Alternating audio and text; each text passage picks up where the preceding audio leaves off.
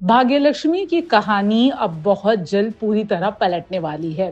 जैसे कि आप सब जानते हैं कि शो में बहुत जल्द लीप आएगा और लीप के बाद ऋषि और लक्ष्मी के बच्चे ये कहानी आगे बढ़ाएंगे।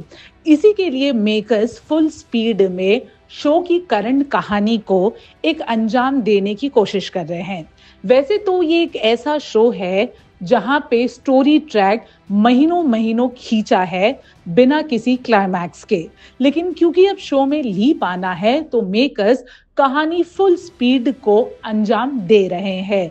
अब आने वाले एपिसोड में आप देखेंगे कि किस तरह से ऋषि और लक्ष्मी के बच्चे वापस आ जाते हैं। शो में ये बताया गया था कि उनके बच्चे बाहर गए हैं पढ़ने के लिए, लेकिन अब उनके बच्चों को बुला लिया गया है।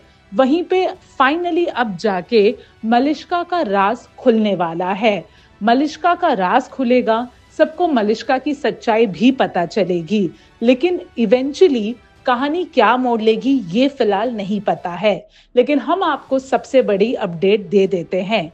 लीव के आने से पहले एक मेन सेंट्रल कैरेक्टर की मौत हो जाएगी और ये कोई और नहीं नीलम होगी। जी हाँ, ऋषि की माँ लक्ष्मी की सास नीलम, जिसने लक्ष्मी को कभी भी अपनी बहू नहीं माना, जिसने हमेशा मलिष्का का साथ दिया, वही नीलम का खून हो जाता है।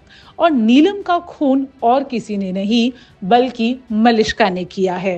होता ये है कि अनुष्का और मलिष्का प्लानिंग कर रहे होते हैं कि किस तरह से आयुष और शालू की शादी को रोका जा सके।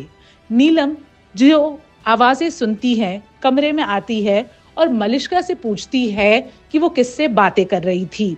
मलिष्का बात को घुमा देती है और कहती है कि कमरे में कोई नहीं है।